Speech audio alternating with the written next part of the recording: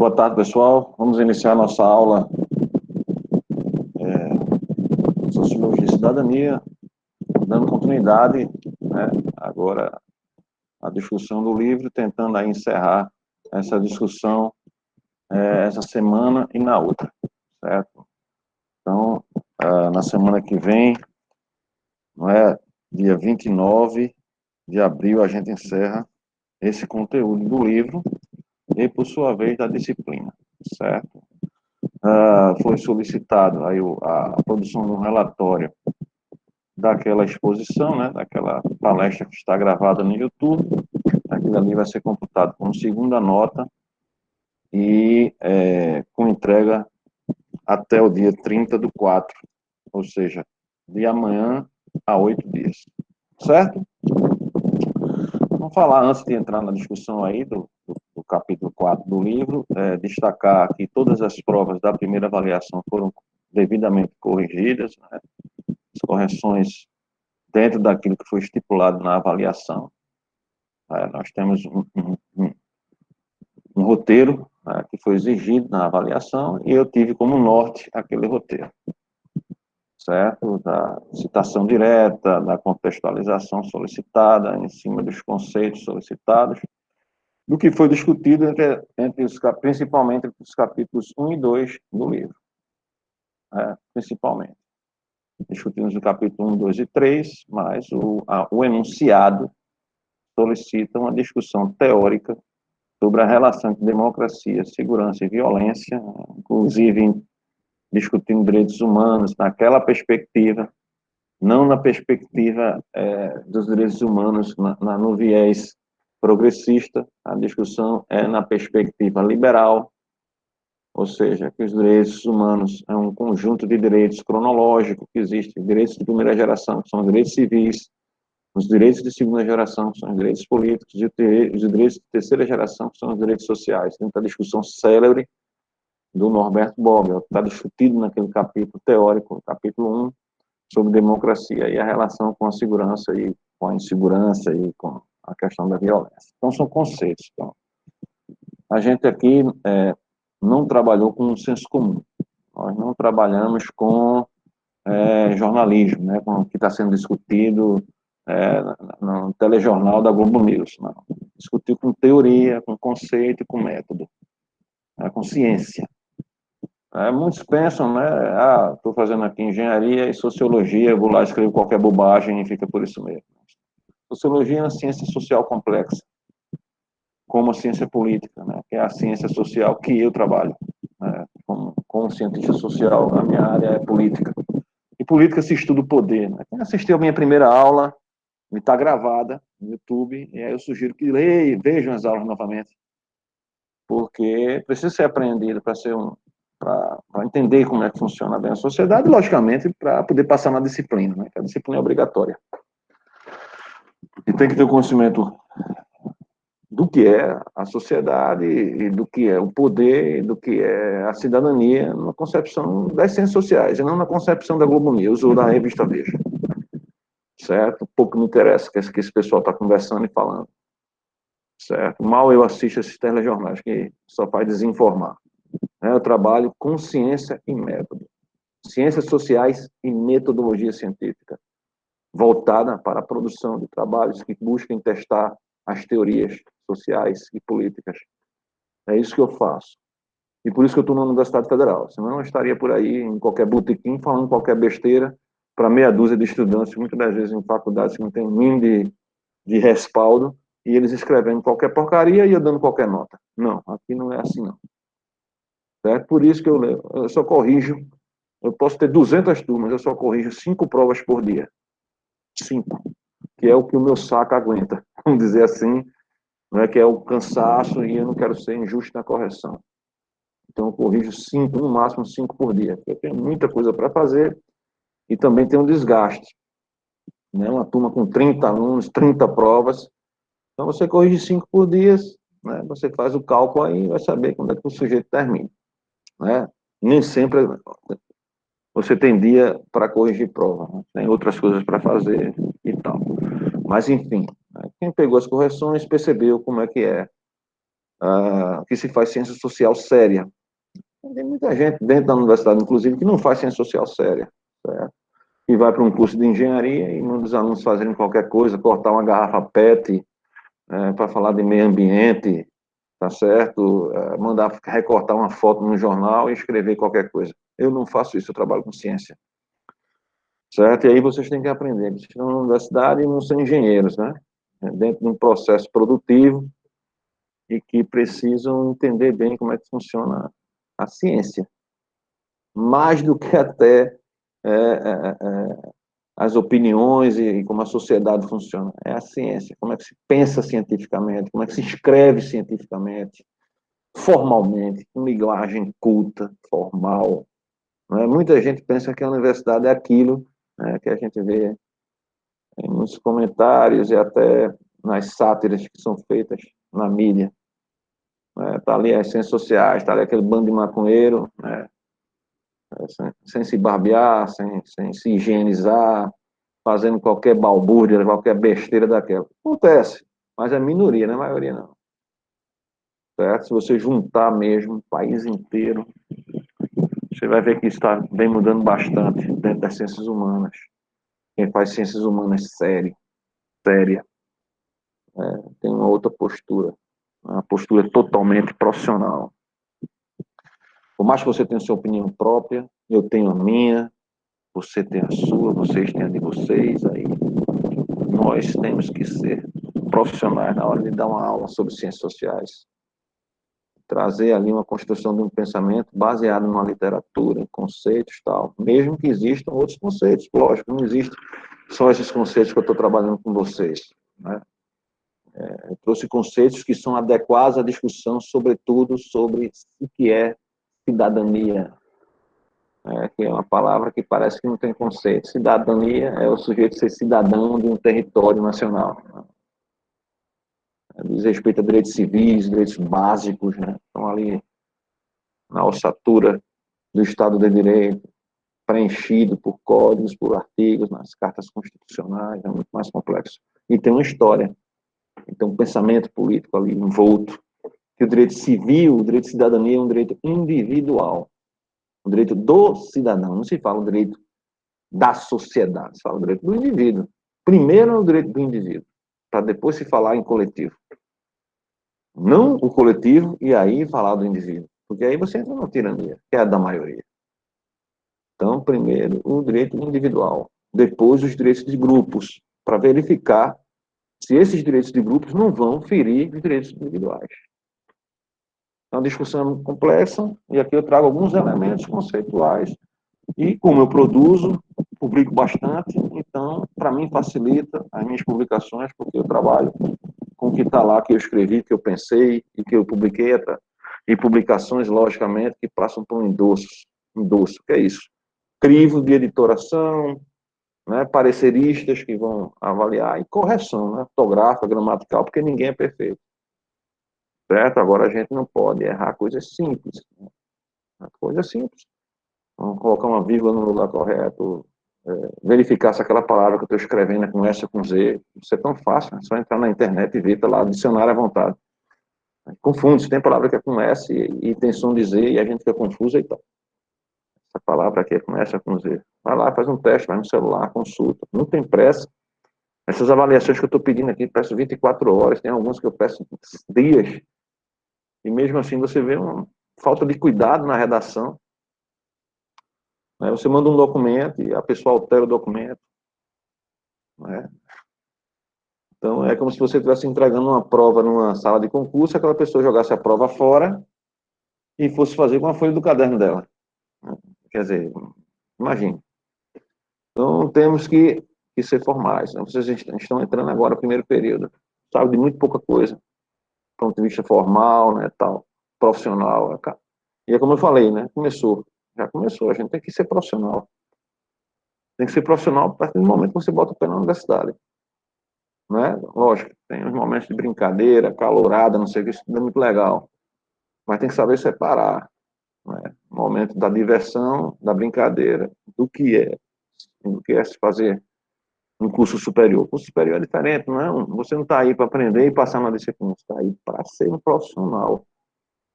Disciplinas como essa da gente aqui serve muito para dar um choque de realidade, né? Para entender que, olha, para eu ser um excelente profissional, eu vou ter que levar as coisas bem a sério mesmo, né? Saber como é que se faz os processos, saber como é que um profissional deve se comportar, como é que ele escreve, como é que ele passa um e-mail para alguém, né? Uma das coisas que a gente vê, eu sei que a pressa é grande e tal, às vezes você está...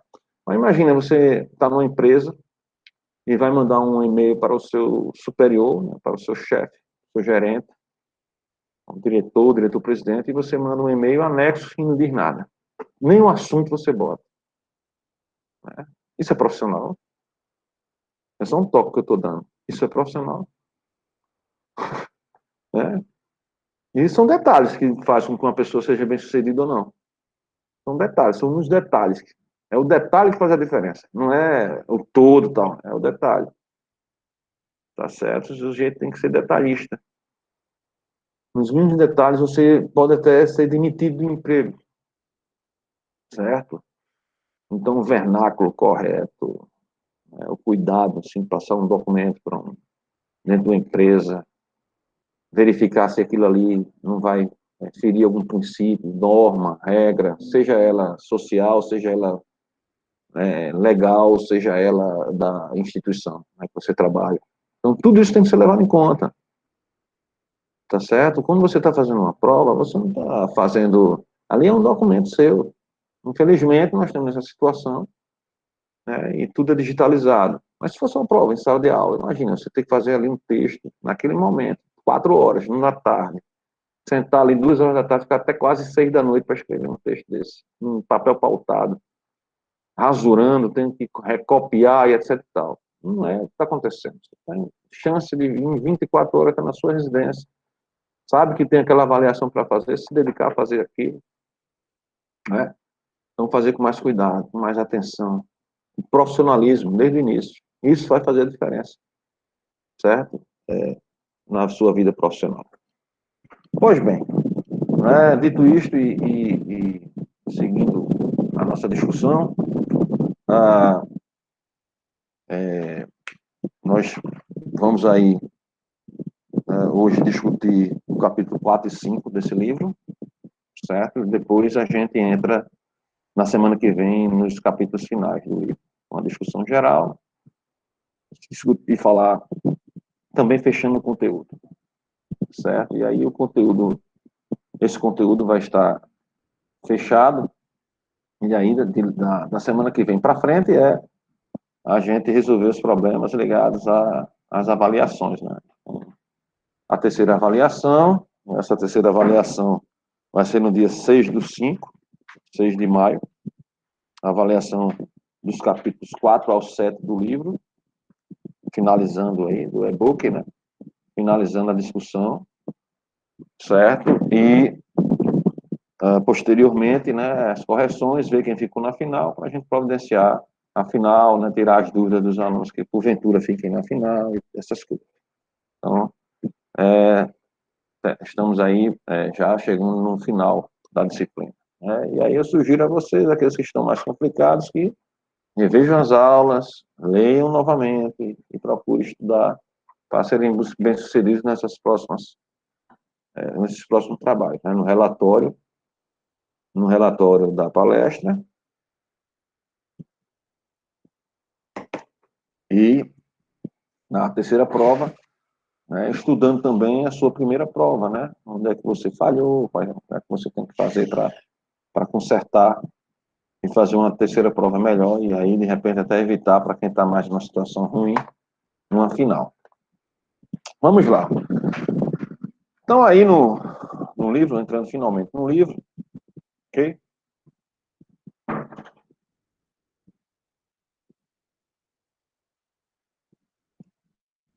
Só um minuto aqui, que ele travou um pouco, o meu computador está travado. Certo? Deixa eu ver se ele destrava. Se não estiverem me escutando, por favor, o negócio aqui teve um dia que eu não consegui dar aula, para vocês terem uma ideia desse computador. E olha que ele estava desligado, liguei agora. Teve um dia que eu dispensei a turma, porque estava tão ruim, que aí estava inviável. E não era a conexão a casa é boa. Infelizmente, Professor, esse licença. computador aqui, ele... Fernando, pode Enquanto falar. não destrava, eu poderia perguntar a opinião do senhor sobre um assunto? Pode. Assim, como o senhor sabe, nas escolas ensinam filosofia, sociologia e tal. Só que Uhum. não a esse nível, não ao nível do conhecimento da pessoa entender realmente o que seria a sociologia aplicada na sociedade. Aí, com relação a isso, o senhor acha que o Estado ele faz isso de forma intencional para que gere uma, entre aspas, submissão da população? Não. Isso é profissionais ruins mesmo. São profissionais ruins que têm dando aula de ciências sociais. Certo? São profissionais que não têm a qualificação adequada para ensinar o que está sendo solicitado para ser ensinado. Os livros são ruins, certo? Eu já avaliei livros de ensino médio, são horríveis. Estão mais preocupados estão mais preocupados com a imagem, né, com layout, com desenho, com fotozinhas tal, do que com o conhecimento propriamente. São recortes. Você não tem um raciocínio do começo ao fim. O ideal não é estudar naqueles manuais. Né? O ideal é que você tenha nas escolas bibliotecas e que os alunos leiam os livros originais daquilo. Então, se você vai discutir, por exemplo, socialismo, certo? E você vá nos livros originais, né? Ou então nas interpretações de nível. Ensino médio já era para estar num nível muito melhor. Caiu muito nas décadas de 50 e 60. Não tinha esses livros didáticos, eram livros. Por exemplo, nas aulas de filosofia, se você fosse ler Aristóteles, Platão, etc., você ia ler os livros de Aristóteles, de Platão e etc. No ensino médio. Certo? Se você for fazer um ensino médio numa escola de aplicação, por exemplo, a escola de aplicação da Universidade Federal de Pernambuco, em Recife, os alunos não têm esse livrinho didático, não. Os professores são todos eles doutores, né? PhDs todos. Tem um amigo meu que fez doutorado comigo, que é professor da Colégio de Aplicação. Fez concurso, é professor da Universidade Federal e dá aula no Colégio de Aplicação, que é o colégio, o nome já está dizendo, de aplicação, que é o colégio da área da educação da Universidade Federal, onde muitos professores vão lá dar aula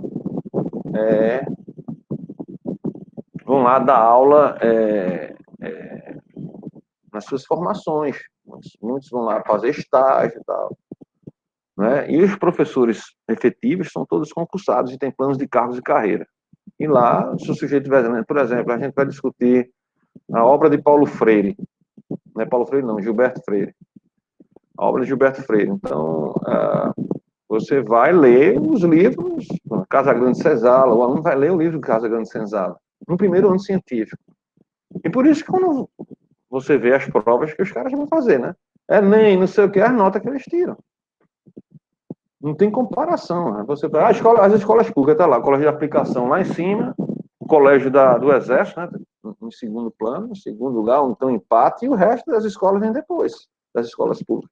E muitas escolas privadas não conseguem alcançar as grandes escolas tal, que fornecem um ensino levando em conta que os pais vão exigir.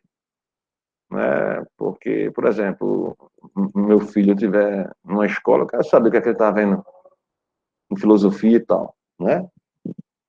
E aí a formação é outra. Né? Principalmente em escola pública, a formação não é adequada. O sujeito vai dar aula de sociologia, mas é professor de história. Ah, mas é tudo igual? Não é. Começa por aí, não é. Eu fiz história, por exemplo, na minha graduação, e fui para ciência política no mestrado. Fiz mestrado e doutorado em ciência política. E eu tive que estudar muita coisa que não era dada nem no mestrado e muito menos no doutorado. Já era uma exigência que você tinha que ter para estar ali estudando. E eu tive que sanar isso estudando por fora, indo atrás dos livros, lendo e tal. Né? Ministrar aulas me ajudou muito. Mas não tem nenhum plano o Estado, a gente geralmente tem essa visão.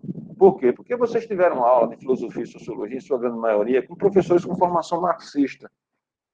Que formação marxista é essa? O cara vai lá e tem a formação marxista é a formação que o que vem do Estado não presta. O Estado é uma estrutura que serve para os interesses da classe dominante, é isso.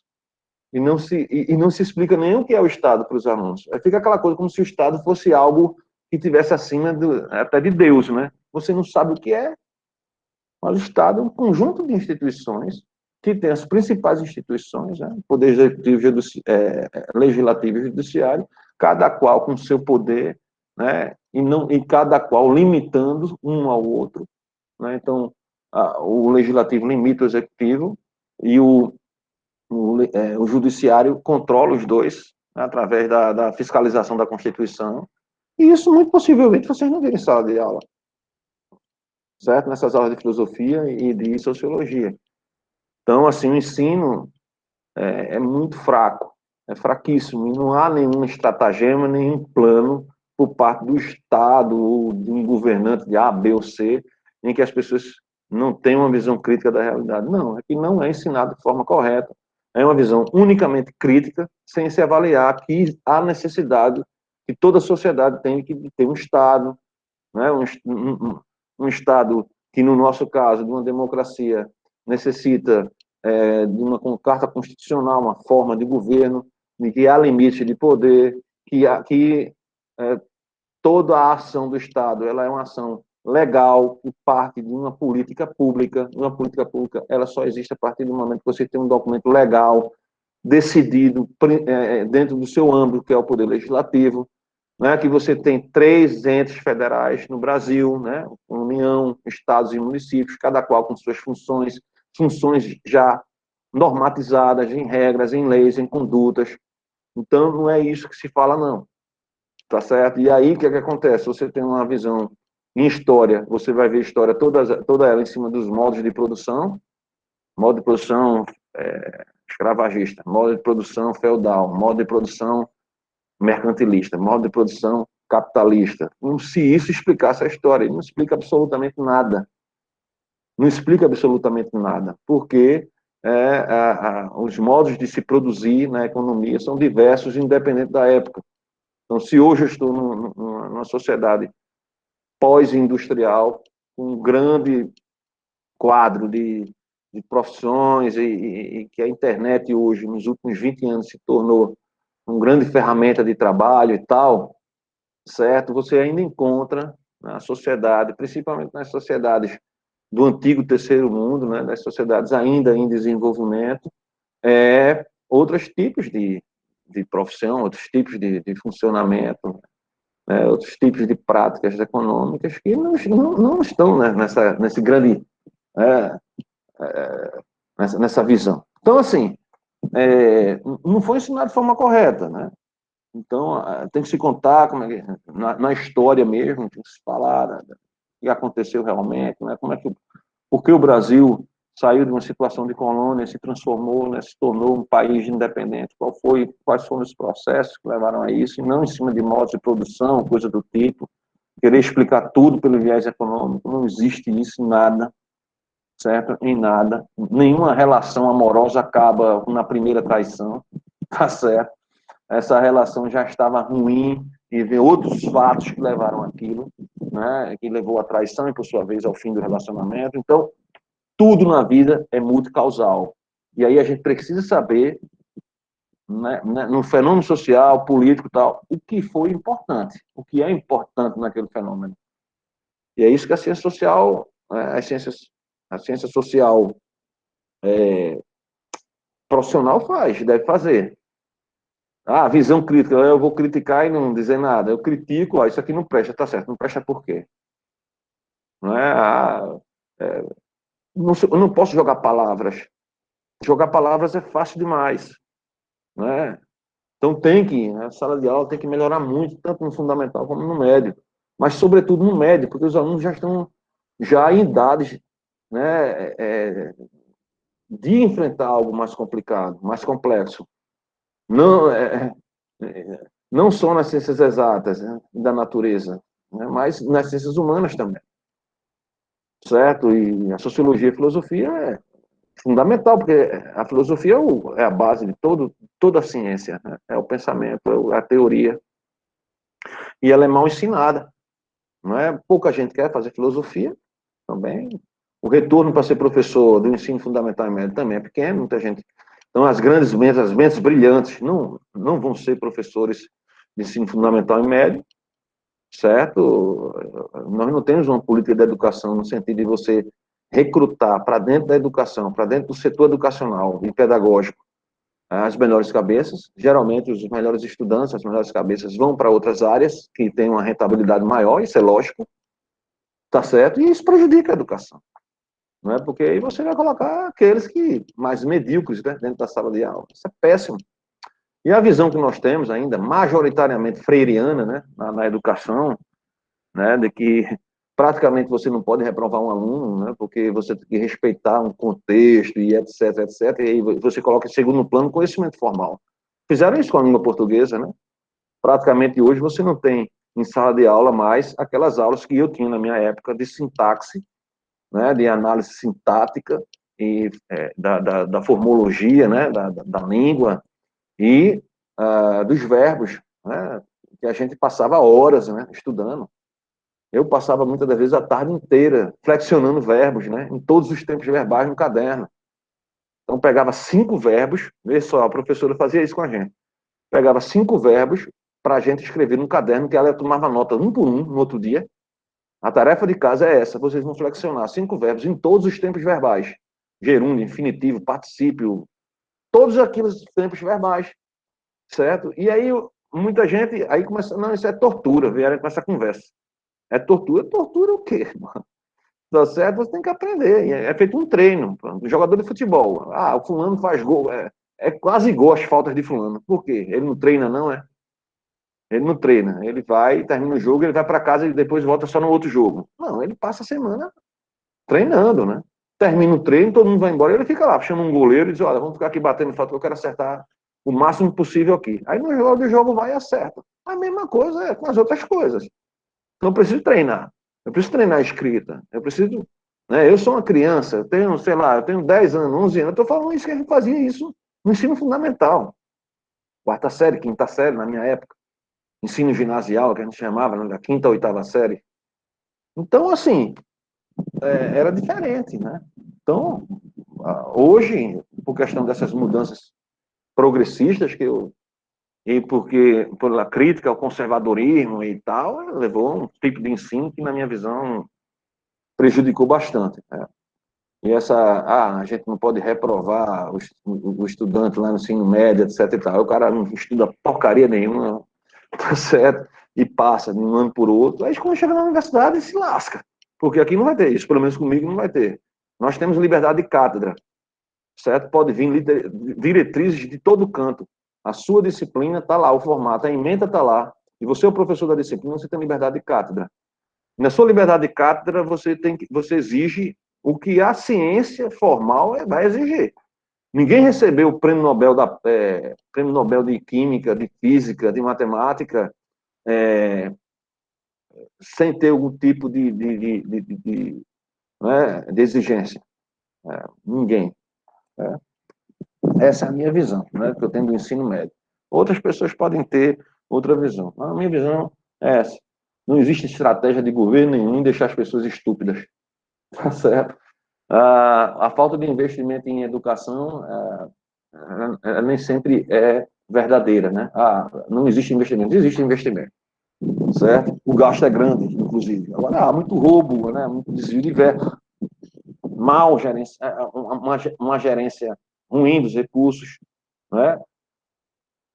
E aí você tem o resultado. Né? Veja lá quando vai ter concurso para professor. Muita gente faz concurso. Né? O salário é baixo, mas cada concurso que tem, não sei quantas pessoas para cada vaga. Eu nunca vi um concurso sem ninguém para querer ser professor, de ensino médio e tal. É um emprego público, você tem estabilidade e tal. você pode fazer outras coisas, então as pessoas vão fazer. Né? Se você tiver uma boa direção numa escola, etc., o professor que falta, etc., vai ter salário descontado. Ele vai ter o salário dele descontado. Se ele não está dando aula, está recebendo sem dar aula, vai ter salário descontado. Eu mesmo, se eu fosse diretor de uma escola, né, e tivesse um processo formal, né, tal, os alunos, olha, o cara não está dando aula, etc. e tal. Eu dizia, olha, é o seguinte, vamos aqui descontar o salário do cara. O cara podia ficar puto, né? Tem que trabalhar, meu amigo. Então são coisas assim, é muito mais nesse sentido que eu vejo o problema. Tá certo? Vagas na escola, tem vaga para todo mundo. Tem mais vaga. Estamos aqui numa sala de aula, com 44 alunos matriculados na disciplina. Tem 21 assistindo a aula, metade não está assistindo. É muito fácil jogar, no governo, no Estado, não gosto desse presidente, é safado, é isso, aquilo. É muito fácil. É a desculpa uma ótima para você não querer enfrentar as dificuldades. Né? Geralmente é assim. O ser humano, existe uma essência na natureza humana. Né? E assim, o ser humano, a maioria vai chegar e dizer, não aconteceu porque me atrapalharam. Nunca é culpa dele. Né? As falhas nunca é culpa minha. A gente tem que se olhar no espelho. Né? E a sociedade só se desenvolve, né, quando os indivíduos querem se desenvolver.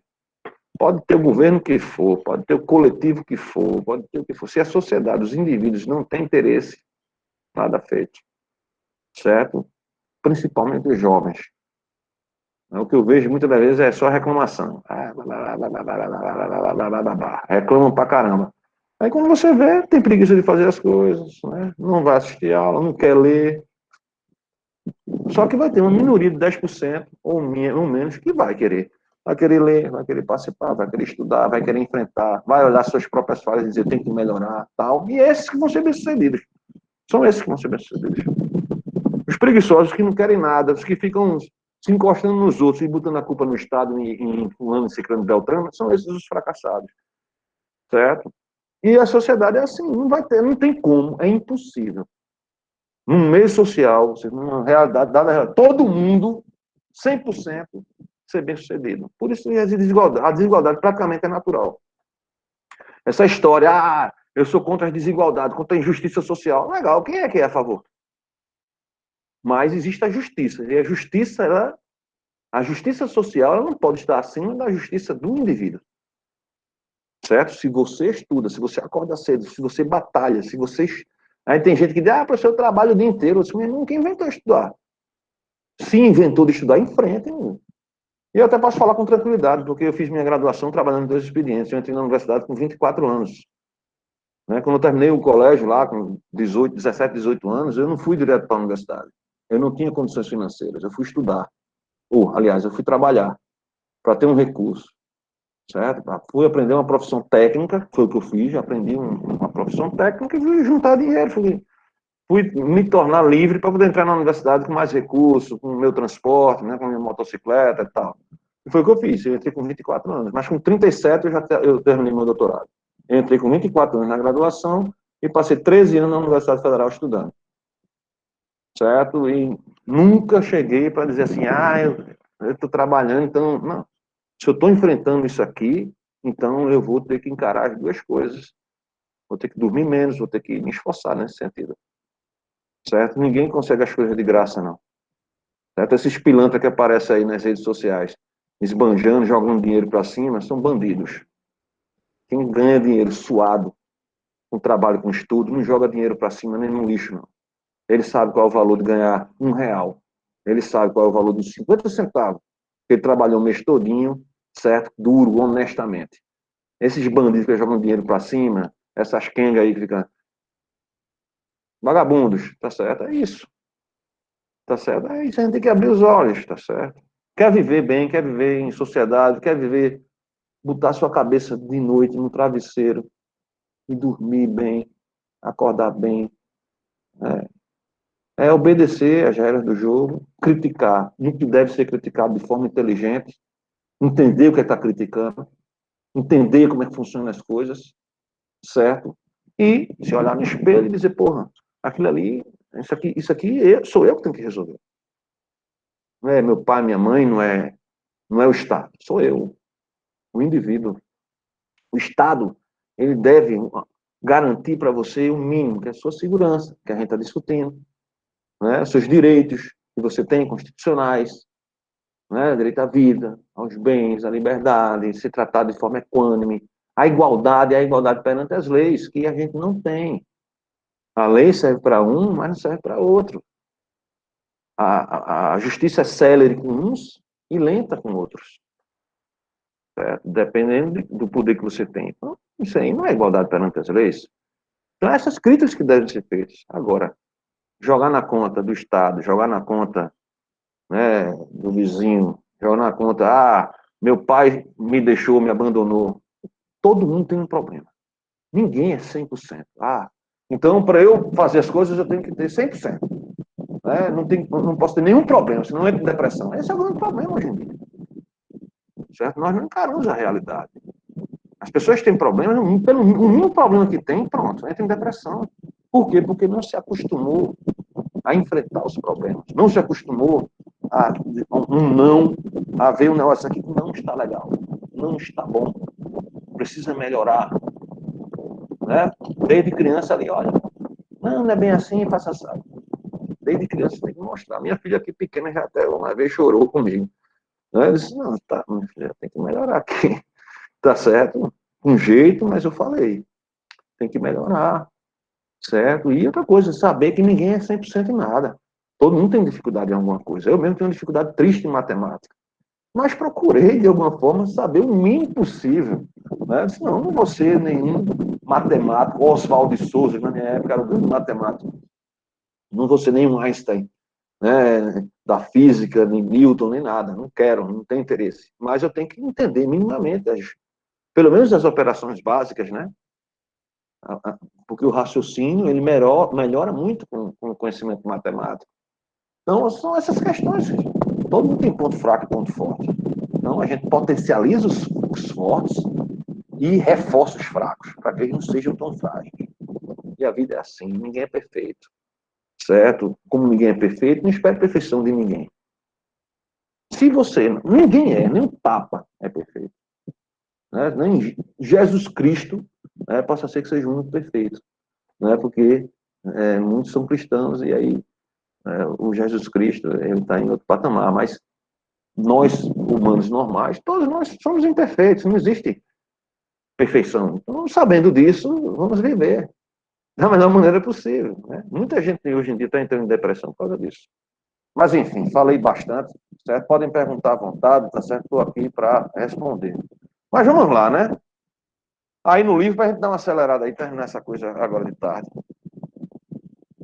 Hoje à noite eu não tenho uma palestra para eu dar. Eu estou doido que esse negócio de pandemia acabe. Eu não aguento mais esse negócio de ficar sentado aqui falando, não.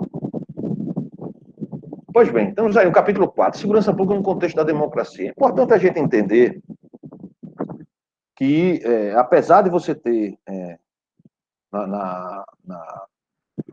o Brasil, um país que não consolidou sua democracia, e o argumento nosso aqui é que não consolidou pela fragilidade, né, que nós temos em alguns pontos da segurança pública, alguns pontos dessa engenharia institucional chamada segurança pública, e de que isso termina gerando mais do que problemas sociais e econômicos, muito mais, às vezes não tem nem relação os aspectos sociais e econômicos, né, com a violência. Então, essa violência crescente, né, principalmente a violência como é medida aqui, né, nós usamos um proxy aqui, que é o homicídio, a morte violenta intencional, ou morte por agressão, dependendo do banco de dados que a gente estuda, de que, enquanto uma cresce, que é a violência, os direitos civis decrescem. O direito civil ele é mais frágil, porque você tem um patamar de assassinatos, tal, que leva esse componente à fragilidade. Mas isso não quer dizer que nós não tenhamos nada de democracia. Nós não vivemos num regime autoritário. Certo? Existir resquício autoritário na Constituição não quer dizer que a Constituição seja autoritária. A nossa Constituição tem um componente liberal muito claro, tem um componente de direito político muito claro, e tem um componente de direitos sociais, né, pela influência do próprio processo, né, de construção da Constituição, que foi muitas ideias, muitas pontos de vista influenciaram naquele processo direitos sociais, certo? Mas existem alguns resquícios porque a Constituição foi um documento feito por homens, numa determinada época, certo? Na transição da ditadura militar para a democracia eleitoral. A democracia eleitoral representativa é o mecanismo que a gente chama de mecanismo de escolha. É o sistema de escolha de governantes. É o processo de escolha de governantes, que são as eleições livres, limpas, pluripartidárias, periódicas, com direito à alternância, institucionalizadas, isso, com periodicidade. Isso não é trivial, não. Tá certo? Muitos países que ofertam eleições para os seus indivíduos lá não fornecem todos esses ingredientes eleitorais que o Brasil fornece, não. Por isso que a gente tem que analisar tudo que está naquele conceito de forma empírica. Nesse caso aqui, a gente está usando como proxy para direitos civis, que é um dos componentes lá do conceito de democracia, a violência e a segurança pública. Né? E aí, baseado em Scott Menori, muitos citaram Scott Menori, parabéns àqueles que citaram os autores, isso é importante. Né? Vocês estão iniciando uma carreira profissional, né? Estudando na universidade, mas também acadêmica, né? Que vocês vão precisar produzir ciência de alguma forma, pesquisas e tal. E é importante que quando for falar de uma filosofia, de um conceito, de você citar a fonte. E citar a fonte é citar autor e obra. Se a citação é direta, entre aspas, se ela ultrapassar as 4 linhas no texto, não é? Com uma fonte 12, né? Como eu coloquei lá, Times ou Arial, com entrelinha 1,5 e tal, passou 4 linhas da citação direta, ela tem que ser destacada do texto. Tem que ser 2 pontos, retirada do texto, colocada embaixo e comentada posteriormente. Tem toda uma técnica aí, tá certo? Então, deixando claro, o Brasil é uma democracia eleitoral? É. Né? Aí a gente vai analisar a qualidade da democracia brasileira. Por ser uma frágil democracia, ela pode ser chamada, segundo Scott Menori, como uma semi-democracia, ou seja, um regime político que fornece alguns aspectos da democracia, sobretudo a eleitoral, mas em outros aspectos, como na questão da segurança pública, que a gente está falando aqui, né, há algumas fragilidades que esses pontos de fragilidade não fornecem todos os ingredientes possíveis, vamos dizer assim, para considerar o país como uma democracia consolidada, que são poucos os países que têm democracias consolidadas, né? Então, a nossa crítica aqui não é veemente no sentido de desmantelar tudo, não. O Brasil é um regime autoritário e aquela coisa sanguinária, não. Não, o Brasil tem seus problemas, mas também tem suas virtudes. E aí a gente precisa analisar friamente. Por isso que eu trabalho com teoria e método. Tá certo? Por isso que eu trabalho com teoria e método. Mas vamos lá. A segurança pública é uma área específica das políticas públicas executadas pelo Estado. Então, você já sabe o conceito de políticas públicas também, para entender o que é isso conceitualmente. No capítulo 2, trabalhei o seu conceito, definição, formulação e execução e avaliação. Toda política pública ela vai surgir de uma demanda que vem da sociedade, mas que ela vai ser levada para o Congresso. De toda forma, no contexto da democracia, as políticas públicas são resultado de decisões políticas deliberadas através de uma teia de interesses, como eu falei anteriormente. Para Zaverucha, política pública é uma decisão de cunho estritamente político que visa distribuir recursos escassos para aquilo que o grupo que controla o aparelho do Estado julga mais importante. Logicamente, se você tem um governo de esquerda, a política de segurança pública vai seguir uma linha. Se o governo é de direita, vai seguir uma outra linha. Então, por exemplo, quesito das armas, a política pública de segurança. Quesito armas. Um governo de direita vai flexibilizar as armas e vai dar maior oportunidade para que os indivíduos possuam essas armas. Um governo de esquerda, a tendência é desarmar, não flexibilizar e criar empecilhos para que o indivíduo... mais força ao Estado e menos ao indivíduo. Enxergando da seguinte forma: esquerda, socialismo, progressismo; direita, liberalismo, direitos individuais. Então, quanto mais você quer a esquerda, ou mais socialismo, mais Estado. Porque você vai exigir do Estado mais políticas sociais. E mais responsabilização do Estado. O Estado ele vai ser praticamente magnânimo. Um ator político de esquerda, um dia desse, disse o seguinte, que achava que tinha agradecido a Deus, né? Não sei nem como é que o cara de esquerda diz isso, mas agradecido a Deus pela Covid, porque aí mostra como é necessário o Estado para resolver os problemas.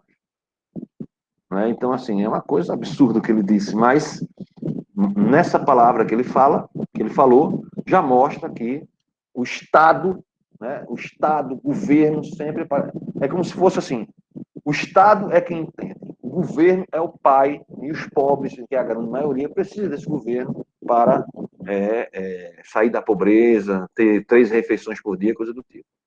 Né? Segundo Kant, né, quem se dá esse tipo de governo está se dando um dos governos mais tiranos, né, que se possa existir, né, porque o indivíduo praticamente ele não tem voz, não tem vez, né, quanto mais Estado, menos indivíduo, é assim.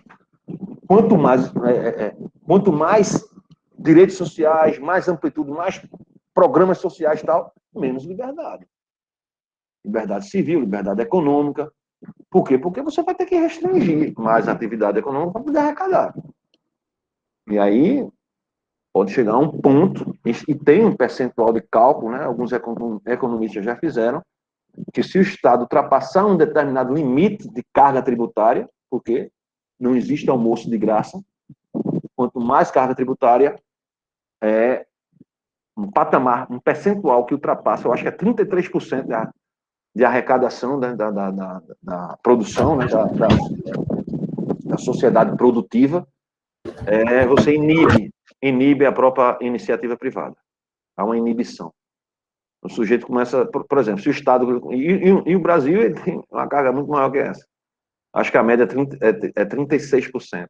Né? E quando você vai ver, 36% é praticamente um terço da produção. Vocês vão entender isso quando começarem a ganhar um salário bom. Se o salário for realmente todo ele pago em carteira, como a gente diz, muitas das vezes nas empresas se paga em carteira um valor e se paga por fora outro valor, porque a carga do Estado em si não é muito grande. Por exemplo, se o seu salário é 15 mil reais, vamos supor que o seu salário é 15 mil reais, você vai pagar mais de 4 mil reais de imposto de renda e de previdência social ou coisa parecida. Então, quando você vê lá, esse salário é 13 mil reais, você vai ganhar 9 mil e alguma coisa. Tá certo? O salário é 15 mil, você vai ganhar em torno de 11, 10 e alguma coisa. Tá certo? A carga é pesada. Então, por isso que eu digo, socialista, muitos alunos, estudantes, tal, são socialistas, até chegar a hora de pagar as contas, né? Aí muda.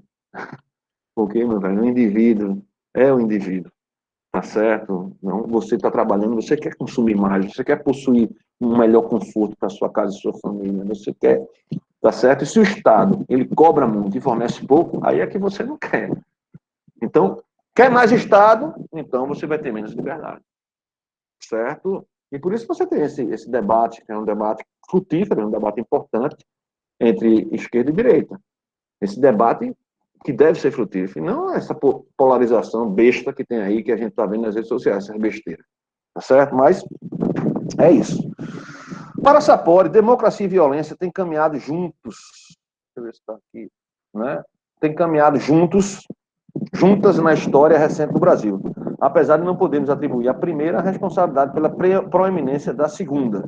Concordo em parte com a certeza de Sapori, mas há incompatibilidade entre uma e outra. Então, quanto mais violência, menos democracia, ou seja, menos liberdade, né? Mais restrições. Quanto maiores os níveis de violência, menor o nível de democratização de determinada realidade social. Enxergando a democracia não como um aparato eleitoral, mas a democracia como um Estado de direitos. Né? Imagine que em algumas regiões do Brasil, as pessoas se sentem tão restringidas, com medo, né? E o risco de perder, inclusive, suas residências é cabal. Algumas favelas cariocas, isso é muito forte. Quanto maiores os índices de violência, né, tal. Pela base teórica da democracia que escolhemos para estudar,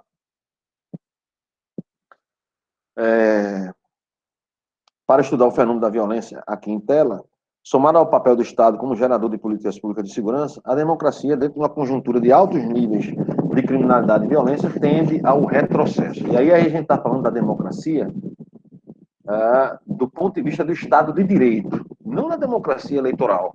A democracia eleitoral ela pode continuar por muito tempo, sem nenhum problema, mas o Estado de Direito está ali retrocedendo, né? Afinal de contas, escolhemos os legisladores e os executores. Deixa eu baixar aqui. Das políticas públicas em processos eleitorais, que são um dos pilares da democracia moderna. Então, aqueles que são responsáveis pela segurança pública, os principais, os gestores principais, eles foram eleitos. Eles foram eleitos pelo método democrático, aquele mecanismo que eu falei lá atrás. O método, as eleições, levam essas figuras para os governos e eles são responsáveis pelas políticas públicas, dentre elas a segurança pública. A segurança pública, apesar de, nos anos de domínio militar, ter se desconectado dos governos estaduais e municipais, é uma das políticas públicas executadas pelo Estado e este é dirigido pelos funcionários eleitos pelo povo, fazendo com que falhas na segurança pública limitem o avanço da democracia como regime político, não como sistema eleitoral. Paulo Sérgio Pinheiro, ao falar dos processos transitórios de ditadura para a democracia na América Latina, deixa claro o caminho oposto entre violência e democracia. Um aumento crescente da criminalidade após as transições, a citação aí, né? Após as transições em vários países, não apenas corrói as expectativas da democracia, mas também ajuda a legitimar a violência arbitrária, enfraquecendo a legitimidade do sistema político. Ou seja, muitas das pessoas passam a endossar o comportamento violento, não só dos agentes estatais, que agem fora da lei, a agir de forma violenta, ferindo direitos, como pede a legitimidade como aqueles que vão administrar o conflito. Né? O monopólio da violência, como eu falei anteriormente, desde o início aqui, nos primeiros capítulos. O monopólio da força. Né? Dessa forma, os países latino-americanos necessitam superar a lacuna do estado de violência endêmica encontrada em quase todos eles, incluindo aí o Brasil, para o aprofundamento da democracia, ou seja, para a consolidação de um regime político democrático. Né? Por outro lado, e para ajudar nesse processo de democratização, os governos são responsáveis pela formulação, execução e avaliação das políticas públicas de segurança, como dito lá no capítulo 2. Os governos também são responsáveis pela administração das polícias, principais instituições coercitivas de segurança. O desenho institucional das polícias é complexo e precisa ser estudado, sobretudo para entender os seus limites, entender sua real função. As polícias no Brasil passaram por transformações no período do regime militar e os constituintes na condução da Constituição não superaram os limites autoritários introduzidos naquele período. Analisar-se-á, na próxima sessão, o desenho institucional das polícias brasileiras e sua relação com o Estado de Direito no Brasil. Veja, no contexto de nossa democracia, né, instalada no país. Polícias e Estado de Direito Democrático no Brasil. Nas palavras do ilustríssimo professor Glaucio Soares, o Brasil viveu um obscurantismo de 21 anos, sem transparência, durante os quais as várias polícias e os bombeiros foram forças auxiliares do Exército. Esse período deixou uma estrutura funcional da segurança pública desligada dos governos estaduais e municipais. Porém, essa é uma visão a partir das polícias. Durante o regime militar, os governos estaduais e municipais também se estruturaram de maneira a deixar a segurança pública de fora. Se, por um lado, as polícias e o sistema penitenciário e o judiciário se organizaram para viver sem o Estado nem os municípios, os estados e municípios também se organizaram para viver sem eles. O que se seguiu foi um caos organizacional e institucional. A segurança pública, solta e corporativista, com a revinculação difícil aos governos estaduais de estrutura arcaica, que insistiam em colocá-la dentro de secretarias de justiça. Então, a redemocratização, né, na redemocratização, houve, né, a recolocação, né, da responsabilidade da segurança pública nos estados e municípios, quando antes era na União, quando os militares estavam no governo. Isso foi feito só de maneira formal, os governos e os municípios até hoje, os governos não ligaram antes. Assunto da polícia, então, o que é que eles criaram secretarias, jogaram lá dentro, escolhiam lá os secretários e não queriam saber da gestão da polícia, da gestão, né, do confronto, né, do controle do crime e da violência. E o que é que aconteceu? Justamente quando houve a redemocratização, a coisa foi ficando pior. Não é pior do que até da ditadura militar. Que antes você sabia o que é que a polícia ia fazer, né? Em termos de truculência e de violência. Essa truculência e violência não arrefeceu, né? Ela continua hoje com os chamados indesejáveis. A investigação ela não foi colocada como algo importante. E aí, nas primeiras 2 décadas, né, da pós-redemocratização, o país, né, na sua segurança pública, os estados e municípios não procuraram elaborar, aquilo dentro daquela linguagem que a gente vê, aqueles conceitos de políticas públicas, ferramentas para o controle da criminalidade, né? Então, a polícia continua uma polícia truculenta, uma polícia de rua, e até hoje, né, até em estados como a Paraíba, que vem fazendo uma política de segurança pública parecida com a de Pernambuco, e mesmo Pernambuco, essa questão da inteligência, da ciência, né, dos dados, né, do gerenciamento de dados, né, a manutenção dessa política, independente das mudanças de governo, é algo ainda muito incipiente. Dessa forma, o problema das políticas públicas de segurança está num desafio de transformá-las em políticas de Estado, e não apenas de governos que se alternam nos processos democráticos de eleições. Como pode ser visto nas linhas acima, a segurança pública é uma política pública com sérios problemas genéticos em nossa frágil democracia, sem democracia. Parte das nossas polícias é vista diariamente em polêmicas relacionadas às suas práticas sociais, geralmente de caráter violento, sobretudo com a população mais pobre. A questão é, por que as polícias brasileiras agem de forma truculenta em muitos cenários sociais, sobretudo atingindo as pessoas mais pobres? Né? A ação da polícia passa pela segurança pública, um direito civil e social garantido constitucionalmente. Inicio o debate com o artigo 144 da Constituição Federal, relativo ao papel das polícias na segurança pública. Então, esse artigo está inserido na Constituição Federal, no seu título 5, da defesa do Estado e das instituições democráticas, capítulo 3, da segurança pública, que tem se escrito todo o gerenciamento aí formal. Veja aqui, né, na página 91, nós temos aqui todo o gerenciamento formal na Constituição, é o artigo 144, a segurança pública, dever do Estado, direito e responsabilidade de todos, é exercida para a preservação da ordem pública, da incolumidade das pessoas e do patrimônio através dos seguintes órgãos, né? A Polícia Federal, Polícia Rodoviária Federal, Polícia Ferroviária Federal, Polícias Civis, Polícias Militares e Corpo de Bombeiros Militares. Então, a Polícia Federal, instituída por lei como órgão permanente, organizado e mantido pela União, estruturado em carreira, destina-se a, primeiro, apurar as infrações penais contra a ordem política e social ou em detrimento de bens, serviços e interesses da União. Ou seja, é a polícia da União. Problemas ligados aos interesses e aos serviços e às estruturas do governo, da estrutura federal, não do governo apenas, mas da União como um todo. Ou de suas entidades autárquicas e empresas públicas, assim como outras infrações cuja prática tenha repercussão interestadual ou internacional e exija repressão uniforme, segundo se dispuser em lei. Veja aí, né, dispuser em lei. Ou seja, a Constituição está dizendo que o legislador tem que criar uma lei para regular isso. Outro pronto, prevenir e reprimir o tráfico ilícito de entorpecentes e drogas afins, o contrabando e o descaminho, sem prejuízo da ação fazendária e de outros órgãos públicos nas respectivas áreas de competência.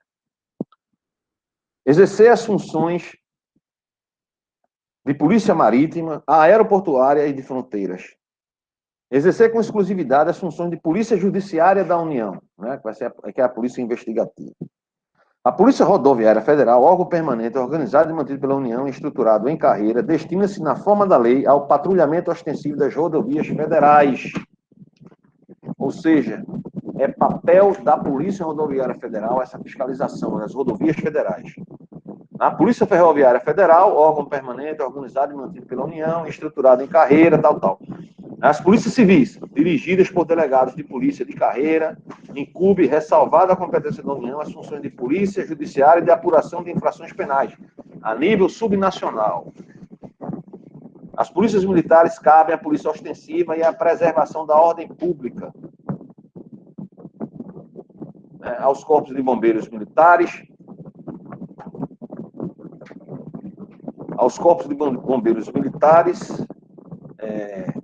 além das atribuições definidas em lei, incumbe a execução de atividade de defesa civil. As atividades policiais, militares e corpos de bombeiros militares, forças auxiliares e reserva do Exército, subordinam-se juntamente com as polícias civis aos governadores de estados e do Distrito Federal. Veja bem, aí nas polícias militares, elas são forças auxiliares e reservas do Exército e estão, né, subordinadas aos governadores dos estados. Isso aí gera um problema que a Constituição não conseguiu resolver até agora. Como eles são forças auxiliares e reserva do Exército, nós temos aí dois comandos, o Exército e os governadores do estado. O Exército, né, é uma força armada, é a Força Armada Nacional. A Polícia Militar subordina-se ao governador do estado, mas ela é força auxiliar do Exército. Ok? Então, nós temos aí dois patrões da Polícia Militar. A lei disciplinará a organização e funcionamento dos órgãos responsáveis pela segurança pública de maneira a garantir a eficiência de suas atividades. Até o presente momento, essa lei ela não foi elaborada e as instituições elas estão aí, cada qual com a sua atribuição, seu regulamento, seus estatutos. Os municípios poderão constituir guardas municipais destinadas à proteção dos seus bens, serviços e instalações, ou seja, não é papel da guarda municipal a função ostensiva de ordem pública, que é a atribuição da Polícia Militar. Então, municípios estão usando a guarda municipal para toques de recolher, para tirar pessoas. Não é função da guarda municipal. A guarda municipal se destina à proteção de bens, serviços e instalações. Certo? Proteção de bens patrimoniais. A remuneração dos servidores policiais, integrantes dos órgãos relacionados neste artigo, será fixada em norma. Então, pelo que está inserido na Carta Magna, nos parágrafos 5º, 6º e 7º do artigo 144, não há regulamentação das atividades policiais militares. A lei para disciplinar a organização e funcionamento dos órgãos policiais militares ainda não foi elaborada pelos legisladores de nossa República. Os regimentos internos dessas corporações são os responsáveis pela organização interna e administrativa das PMs. O que prevalece nessa sistemática é uma polícia voltada para o confronto ao inimigo, uma polícia respeitadora da hierarquia e, por sua vez, presa a ela. Então, há destinação das subordinações e de suas macrotarefas, bem como quem paga seus ordenados, mas não há lei ordinária conduzindo o processo funcional das PMs. As polícias militares têm a principal função na segurança pública, mas sua subordinação a duas instâncias institucionais, as Forças Armadas, né, ali, que é o Exército, né, e o Governo do Estado, bem como seu desenho institucional pouco propício à segurança cidadã, estão entre os entraves para o avanço da segurança pública democrática. São problemas institucionais da letra formal, né? E a gente sabe que o problema não é só a letra formal. Temos aí também o comportamento das suas práticas sociais.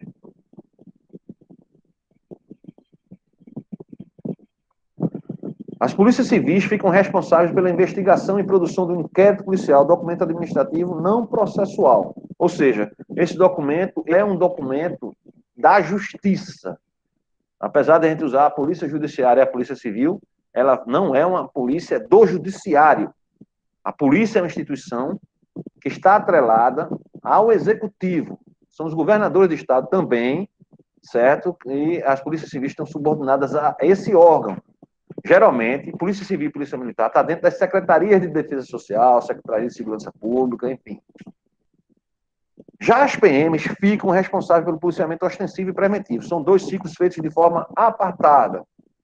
Então, as PMs fazem a ostensiva e a Polícia Civil faz o papel de Polícia Judiciária. Não houve preocupação por parte do legislador em resolver esse problema. Isso tem raízes na Assembleia Nacional Constituinte, de 1987, que antecedeu a promulgação da Constituição Federal de 1988. Os legisladores não ultrapassaram os limites institucionais do período de exceção, mantiveram as PMs como órgão ostensivo e os governos estaduais aumentaram seu efetivo depois da transição do regime autoritário para o semidemocrático, ou seja, para a democracia eleitoral, em detrimento das polícias civis responsáveis pela investigação criminal.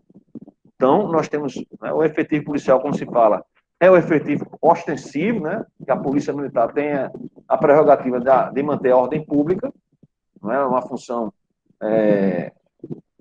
de manter lei e ordem, né, mas ela é importante porque, por exemplo, quando há um conflito, quando há um homicídio, quando há uma prisão, a polícia militar precisa fazer os procedimentos corretos do ponto de vista jurídico e preencher relatórios e formulários que subsidiem possíveis aberturas de inquérito que virem processos. O inquérito policial, como a gente viu, o inquérito policial é um documento administrativo, ele pode servir como processo ou não. Geralmente, o inquérito policial ele vai servir como abertura de uma denúncia e vai ser um dos autos dentro de um processo, o inquérito policial. Tá certo? Por isso que ele é muito importante, principalmente em caso de investigação de homicídio. As PMs seguem a lógica militar, suas abordagens e funcionamento institucional. Confronto, em vez da ação cidadã, né, essa ação cidadã seria a ação voltada a respeitar o componente constitucional dos direitos civis, ou seja, abordagem e tal. Lógico, isso aqui a gente está generalizando, certo? Por exemplo, o Corpo Policial Militar da Polícia Militar de São Paulo melhorou muito nesse aspecto, mas, em termos gerais, por isso que eu generalizei, ainda está muito longe de ser aquele tipo de abordagem, ainda muito distante. Impacta negativamente o dia a dia da instituição policial responsável pela manutenção da lei e da ordem.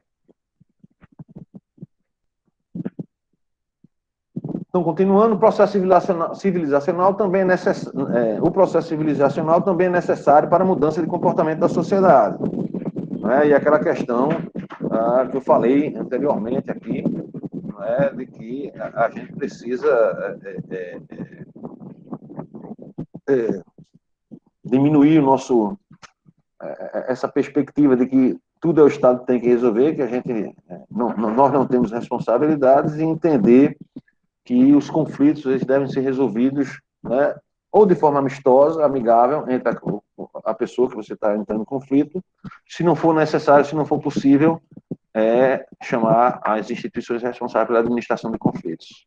Então, nesse processo civilizacional, como diz aí o Sapori, a gradual monopolização do uso da violência pelas instituições policiais, judiciais e prisionais do Estado está sociologicamente conectada à gradual mudança nas atitudes e valores dos indivíduos em termos da manifestação de suas propensões à agressividade.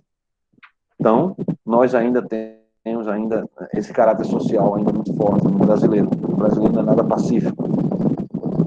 No entanto, avaliar o caminho histórico e institucional das polícias é tarefa fundamental para entender o processo de socialização do comportamento de seus atores sociais, que são, no limite, recrutados dessa sociedade violenta também, que tem um ethos violento, um ethos conflituoso, de resolver suas querelas. Desde o século XIX, a organização policial é dualizada. A militarização tem-se início no Brasil Império, mas a partir da República Oligarca, a República Velha, as guardas civis fardadas passaram a responsabilizar-se pela função ostensiva de polícia, ou seja, nós não tínhamos a polícia militar, apesar dela ser secular, fazendo as funções de polícia ostensiva, como está na Constituição de 1988. A Polícia Civil originou-se da administração local, com pequenas funções judiciárias, ao passo que a Polícia Militar nasceu do papel militar do patrulhamento uniformizado de rua. Com o tempo, a Polícia Civil teve suas funções administrativas e judiciais restringidas, enquanto a Polícia Militar sofria frequentes ataques como inadequada para o policiamento diário, motivando a criação de outras polícias uniformizadas concorrentes, principalmente a Guarda Civil. Antes do golpe militar de 64, as PMs eram polícias aquarteladas e voltadas para a questão da segurança interna. No período militar, as PMs passaram a agir na segurança pública, uma segurança voltada para a defesa do Estado. Esse Estado aí era para estar com letra maiúscula. Eu acho que foi corrigido. Essa minha... Não foi corrigido? Não foi não. Está aqui, Estado com letra minúscula. Os constituintes não superaram essa mudança. Mantiveram as prerrogativas militares numa área fundamental para a qualidade da democracia brasileira, a segurança pública. É somente em 69 que ocorre a fusão entre as guardas civis e as forças públicas dos estados, por meio do Decreto-Lei número 667, modificado pelo Decreto-Lei número 1072 de 1969, auge da ditadura militar, que extingue as guardas civis e institui as polícias militares estaduais com competência exclusiva pelo policiamento ostensivo. Então, é em 1969 que esse desenho de polícia que a gente tem hoje passou a ser introduzido no Brasil, ou seja, no auge da ditadura militar. Antes dele, existia a PM como uma polícia aquartelada, utilizada para conter greves de operários, manifestações públicas e etc. Ou seja, era uma utilização esporádica, a utilização da PM. Esta polícia estava isolada da população e era chamada a agir em questões de ordem interna. A partir desse decreto-lei, né, no 1072, ela passa a incumbir-se do policiamento ostensivo e torna-se proibida a criação de qualquer outra polícia fardada pelos estados.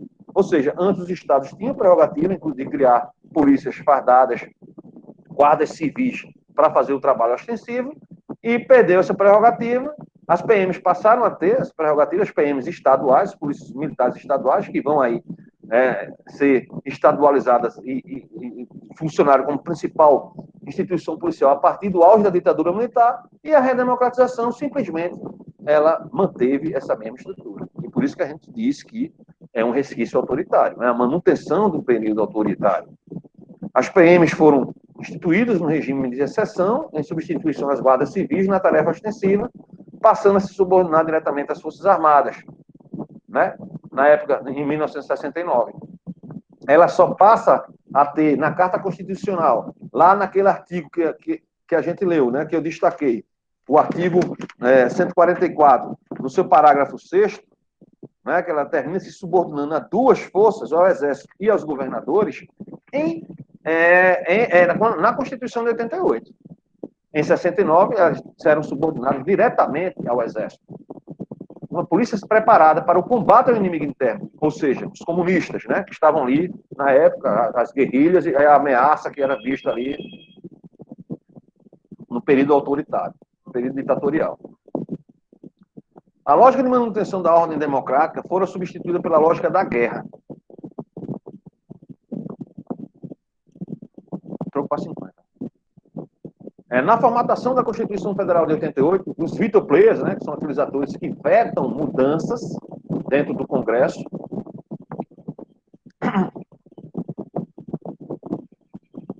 ao avanço democrático da segurança, os veto players, ao avanço democrático, né, que vetaram o avanço democrático da segurança pública, terminaram por prevalecer na subcomissão de defesa do Estado, da sociedade e de sua segurança, que era uma subcomissão lá, né, no momento da Assembleia Nacional Constituinte, na sua formatação, na formatação da Constituição de 88. Existiam várias subcomissões, e uma delas, ligada à segurança pública, era essa, que ficou responsável pela composição dos artigos referentes à segurança pública na nova Constituição brasileira. Nesta subcomissão prevaleceram parlamentares suscetíveis aos interesses das Forças Armadas, né, dos castrenses.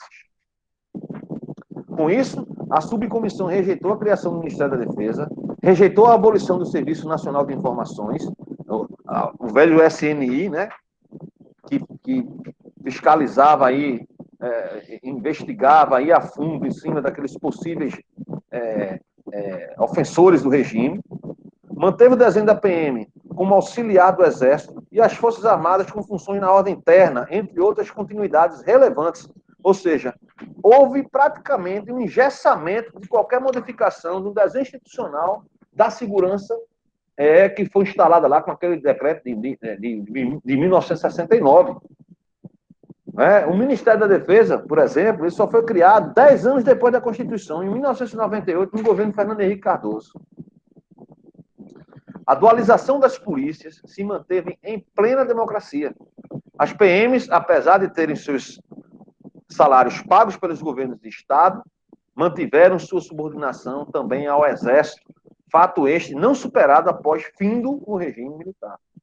O problema genético constitucional impede o avanço da democracia para uma segurança pública livre do controle militar. E aí a gente entra naquele outro componente do conceito de democracia estudado lá no capítulo 1, o controle civil sobre as Forças Armadas.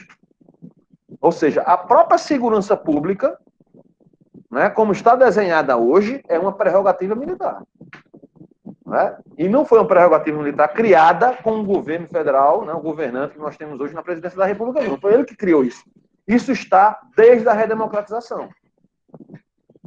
Certo? Ou seja, os governos de esquerda, progressistas, que assumiram o comando do Brasil, né, o Fernando Henrique, o Lula, a Dilma, nenhum deles tocaram nessa questão. Né? Nenhum deles tocou nessa questão. E aí, hoje, quem é responsabilizado pela truculência policial, etc. e tal, é o conservador de direita. Então, para vocês verem como a gente tem que ter cuidado com certos discursos. Ou seja, a estrutura institucional, por isso que eu digo, qual a diferença da ciência social de botequim, essa que a gente vê no Globo News, né, que não é ciência social aquilo, né, a ciência social mal feita, de uma ciência social que vai procurar entender como funcionam as instituições. É ir atrás das regras. Né, o que foi feito. Você vê aí, tem vários autores que eu citei. Ou seja, é uma literatura que já trabalha isso. Né, essa segurança pública é uma segurança pública que é uma prerrogativa militar. A subordinação das polícias militares ao Exército é uma prerrogativa militar. Certo? Ou seja, ao mesmo tempo que os governos, elas estão subordinadas aos governos, elas também estão subordinadas ao Exército. Se você pegar o artigo 144 da Constituição, que diz que quem são os garantes da lei e da ordem no Brasil são as Forças Armadas, num momento de crise institucional, num momento de fragilidade do Poder Executivo e do Legislativo, as Forças Armadas sim podem tomar as rédeas do Estado e dizer que é constitucional o que ela está fazendo. Está na Constituição, no seu artigo 142. E o artigo 144 da Segurança Pública mantém a Polícia Militar como uma instituição também subordinada ao Exército. Certo? Está na Constituição. Não é Zé Maria que inventou isso. Foi o processo político-histórico da transição. Fez parte do acordo das elites civis e militares na transição da ditadura para a democracia. As polícias no Brasil estão divididas em dois ciclos. Um investigativo, judiciário, que é a Polícia Civil, e outro ostensivo, que é a Polícia Militar. Há grande dificuldade em fazer com que os dois ciclos se completem devido à falta de cooperação entre os atores políticos, sociais, policiais, civis e militares. Em artigo publicado em 2011, afirmei estes argumentos num caso empírico. O uso das Forças Armadas nas operações de segurança interna no Complexo do Alemão, em 2010, leva-nos a refletir sobre o artigo 142, que eu falei agora há pouco, da Constituição Federal de 88, que é dita Constituição Cidadã. Certo? É uma Constituição Cidadã, mas que traz entulhos autoritários nela. E trouxe dois exemplos para vocês, o artigo 142 e o 144. E aí a gente tem que ter um olhar clínico, né? Está ali, sensivelmente caído naquele parágrafo 6º do artigo 144. O uso das Forças Armadas como força policial é possível em regime democrático. Né? Os países de democracia plena não têm este papel institucional sendo desempenhado pelas suas Forças Armadas. Nenhuma Força Armada ela vai ter esse papel de segurança interna ou segurança da lei e da ordem interna em democracias avançadas. Não existe isso. Nos Estados Unidos, você não vai ver as Forças Armadas indo para a rua, tá certo, para garantir a segurança interna, porque está tendo, sei lá, um conflito com traficantes, né? ou coisas do tipo. Né? Você tem as forças internas policiais para isso. O uso das Forças Armadas, né, não é possível em um regime democrático, em qualquer regime com as características da democracia. Os países de democracia plena não têm este papel institucional sendo desempenhado. Para Rawls, né, cientista político importante, John Rawls, um exército não deve ser usado contra o seu próprio povo, mas parece que no Brasil o conceito de povo não se insere nas comunidades excluídas do processo civilizador. Por exemplo, foi usado o artigo 142 nas Olimpíadas de 2016, foi usado o artigo 142 no Pan-Americano de 2007, certo? Foi usado o artigo 142 na Copa do Mundo 2014. Então, era comum ver Forças Armadas, certo, fazendo papel de polícia nesses eventos, para evitar qualquer tipo, né, segundo eles, de problema, principalmente no Rio de Janeiro, né, onde você tem ali aquele problema todo com os traficantes e os milicianos. O uso frequente das Forças Armadas nas favelas cariocas demonstra muito bem como está estratificada a sociedade brasileira. Como foi dito anteriormente, as prerrogativas militares foram mantidas na Constituição Federal de 88. O artigo 142 revela a face verde-oliva, de forma mais expressiva, dessas prerrogativas militares na democracia brasileira. Neste artigo, as Forças Armadas são as garantidoras da lei e da ordem internas. Para Estepan, uma prerrogativa de alta intensidade. Na essência do referido artigo, nós temos as Forças Armadas, artigo 142, constituídas pela Marinha, pelo Exército e pela Aeronáutica, são instituições nacionais permanentes e regulares, organizadas com base na hierarquia e na disciplina, sob a autoridade suprema do Presidente da República e destinam-se à defesa da pátria, à garantia dos poderes constitucionais e por iniciativa de qualquer destes da lei e da ordem, né?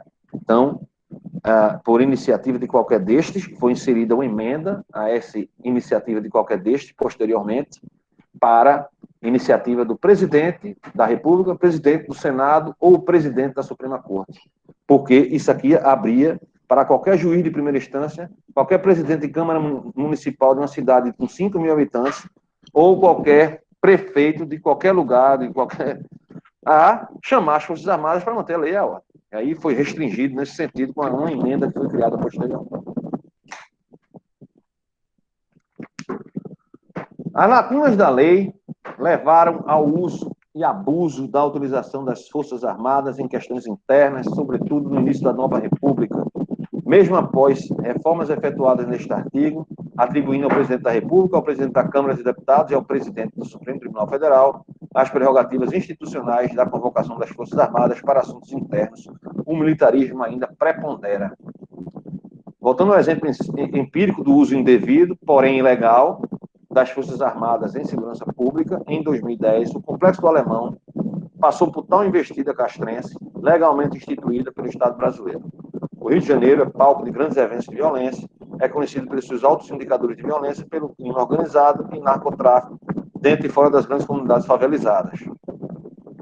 Em novembro de 2010, várias tropas de segurança do Estado, as polícias, as Forças Armadas, adentraram no complexo de favela do Alemão, em Vila Cruzeiro, na Grande Rio. Houve grande divulgação pela mídia em tempo real, né? Momentos de 2010 já era uma coisa bem... A sociedade, sobretudo, sua elite econômica, aprovou a invasão. Eu botei entre aspas isso aí, porque legalmente podia.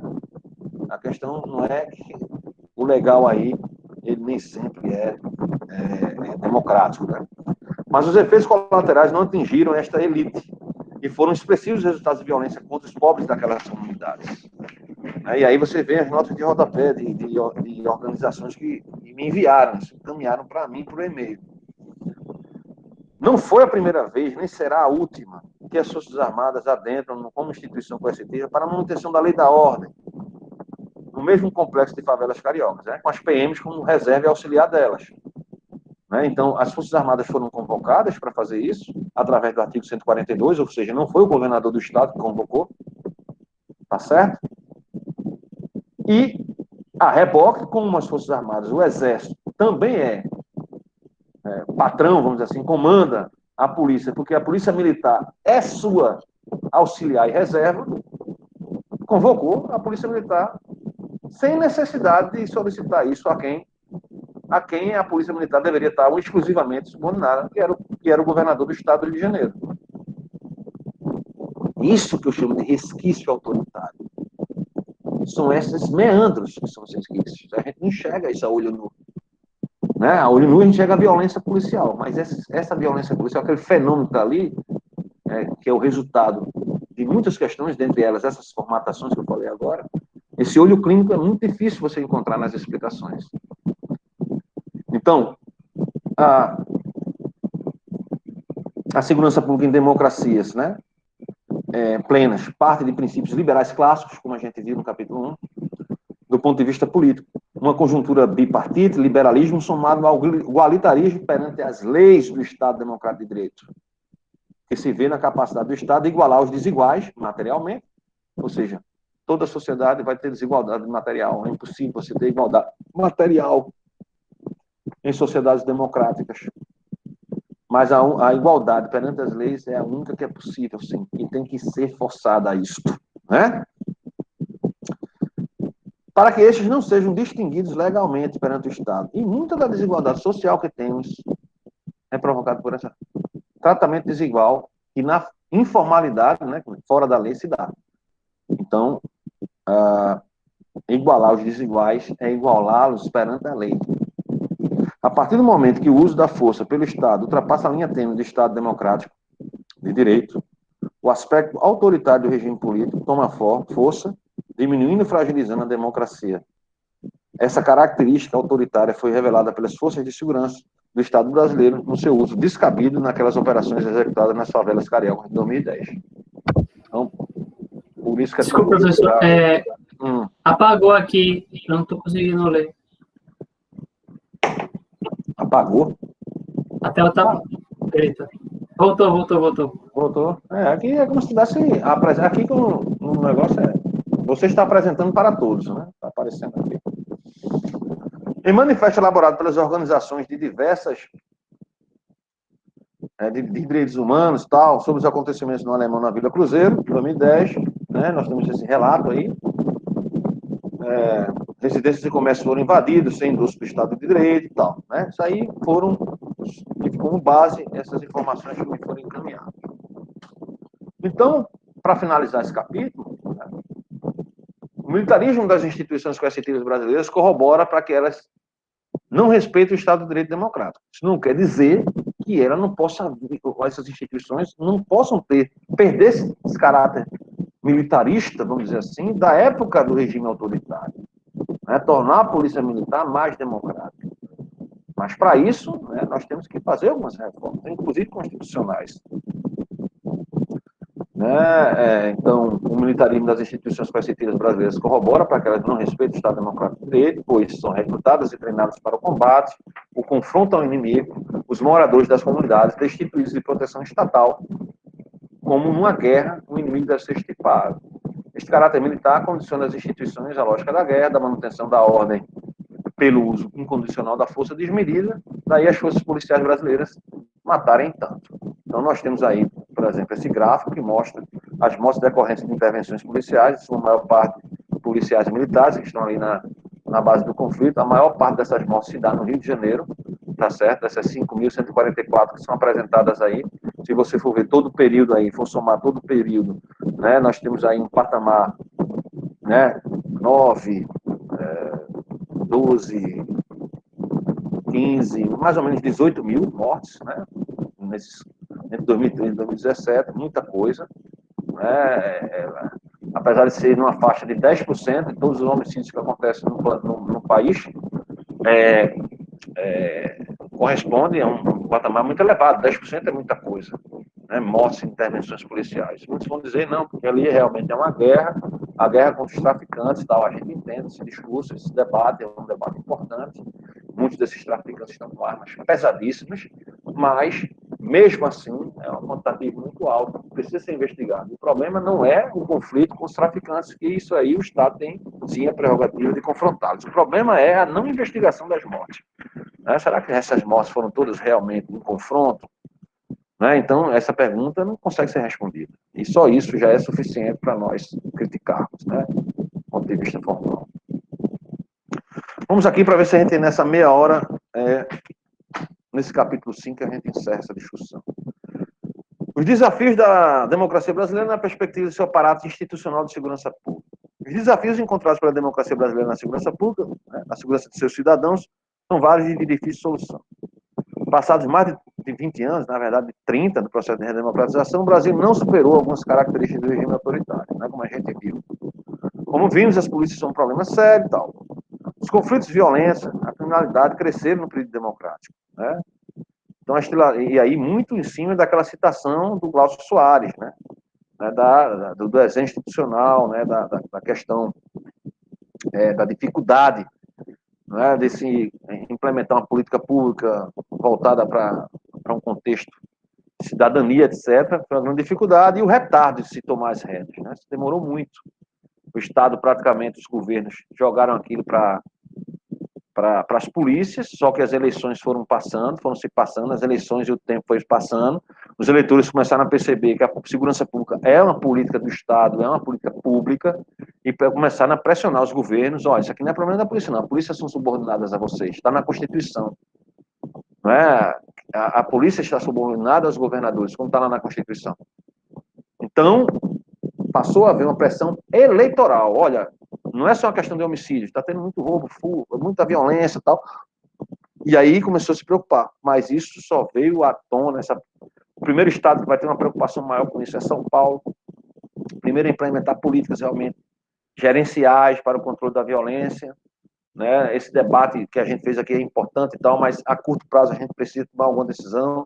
Os governos tomaram decisão ali, começou a diminuir os homicídios em São Paulo a partir de 1999, e quando a gente viu, foi diminuindo os conflitos, né, a partir de 99 em São Paulo, né, o estado mais populoso da região sudeste, e a partir de 2005 houve um processo migratório do crime, os homicídios sendo mais perpetrados no Nordeste do que no Sudeste, muito em cima dessa política bem sucedida em São Paulo. Então, a instalação do método democrático jupiteriano, ou seja, da democracia eleitoral, sem um Estado democrático de direito que o sustentasse, se mostrou frágil para o controle da violência e do crime. Ou seja, a democracia eleitoral, ela, por si, não controlaria e não controla a violência. Precisa de política pública bem desenhada de segurança e precisa, num caso como o brasileiro, encarar os seus resquícios autoritários. Né? Então, aí nesse capítulo, a gente tem toda uma discussão que começa com essa questão das condições socioeconômicas. Algumas pessoas começaram a atrelar a causalidade da violência no Nordeste com as questões socioeconômicas, e aí a gente tem alguns dados que mostram, né, principalmente aí na página 106 e 107, dados, inclusive com correlações, né, uma correlação ali com R alto, de que a correlação ela é positiva, ou seja, os homicídios crescem e a extrema pobreza diminui, né? Uma relação inversa, sinal negativo, menos 0,89. Então, as taxas de homicídio crescem aí, nesse exemplo da Paraíba, na tabela 14, enquanto a extrema pobreza diminuiu expressivamente, né? Então, a extrema pobreza em 2001 era de 31,31% das pessoas que residiam na Paraíba e viviam na extrema pobreza em 2001. Em 2009, caiu para 14,5%.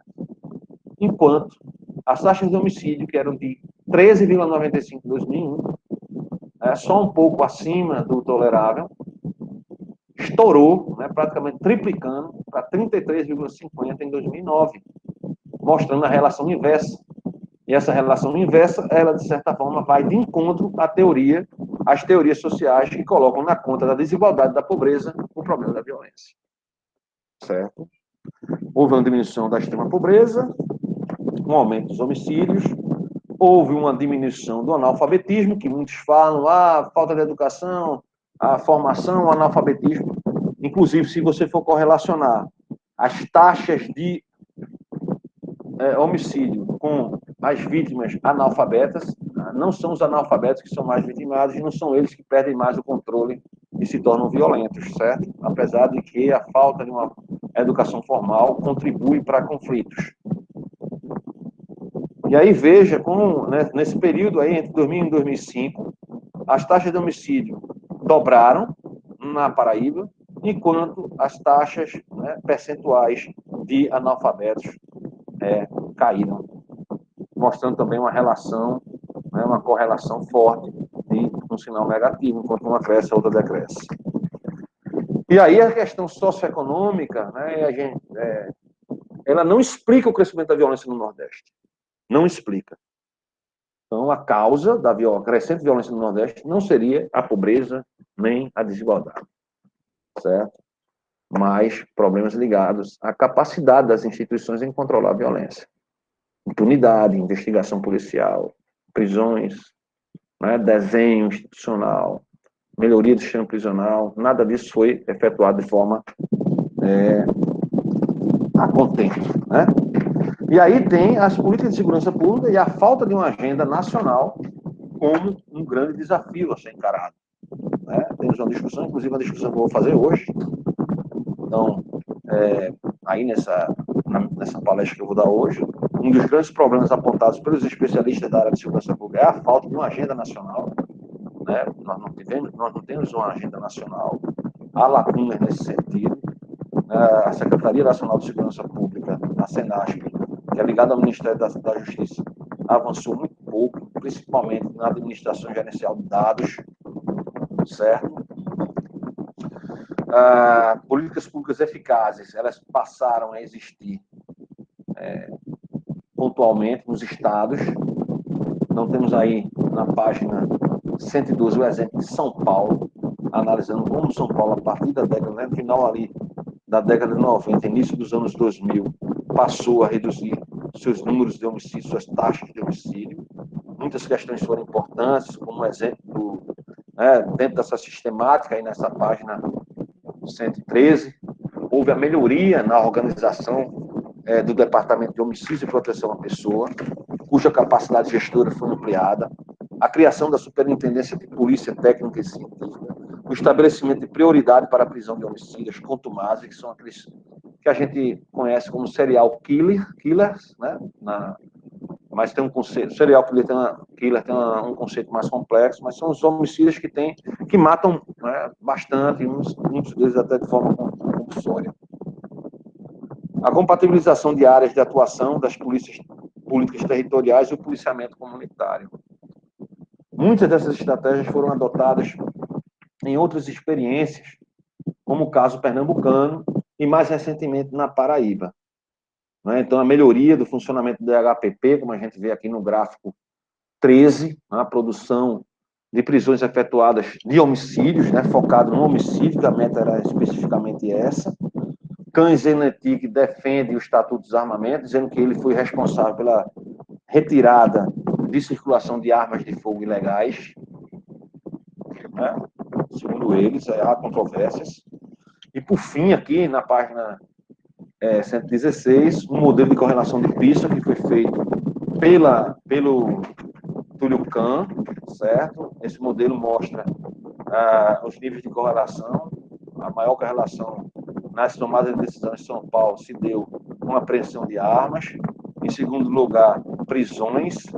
Em terceiro lugar, a variável juvenil, ou seja, houve uma redução da população juvenil em São Paulo, principalmente nos 20 anos antes, uma menor fecundidade, né? O jovem, a população de jovem caiu, e o jovem ele é o que mais age de forma violenta e o que é mais vitimado por violência também.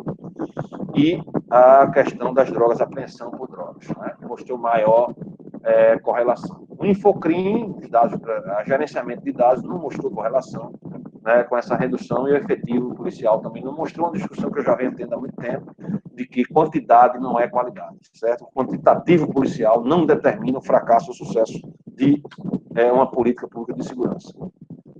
Então, aí, por fim, o caso paulistano aponta para a importância do Estado como administrador dos conflitos e da ordem político-social, e que a política de repressão, a princípio, é fator importante para a redução dos homicídios, né?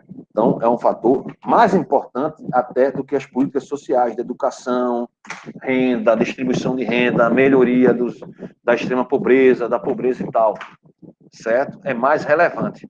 E aí, o que é que demonstrou no caso de São Paulo como os pontos específicos? Menos armas em circulação, aprisionamento de homicidas, menos armas de fogo em circulação, e aí apontado como as armas de fogo que foram capturadas pela polícia são armas de fogo ilegais, que com o Estatuto do Desarmamento ou sem Estatuto do Desarmamento é uma política que já existia antes. A lei de armas de fogo no Brasil não começa com o Estatuto do Desarmamento, existem leis anteriores, eu escrevi sobre isso já, existem leis anteriores que já restringia posse e porte de arma de fogo, e leis de restrição de arma de fogo não impedem que as pessoas possuam arma de fogo. Os dados são recentes também, eu tenho publicado isso na imprensa, tem um artigo meu publicado no jornal O Globo, junto com o professor Jorge Zaverucci da UFPE, mostrando que os homicídios cresceram, mas a correlação, apesar de existir correlação o número de registros de arma de fogo foi muito superior ao crescimento de homicídios praticados com arma de fogo, né? Por exemplo, em 2004, quando começa o Estatuto de Armamento, em 2015, nós tivemos um crescimento de 22% nas mortes absolutas de homicídios, nos absolutos de homicídios no país, praticados com arma de fogo, enquanto os registros de novas armas cresceu no mesmo período, percentualmente, no número de 1.105%. Um desvio padrão muito grande, né? Muito amplo. O desvio padrão aí é muito grande. E aí, o que é que uma política pública de segurança, né, pegando os exemplos já bem-sucedidos, São Paulo, por que não Rio de Janeiro, entre 2005 e 2015 foi bem-sucedido, Paraíba agora, né? Esses aspectos aqui, por exemplo, menos armas de circulação, tirar a arma de fogo ilegal de circulação, importa.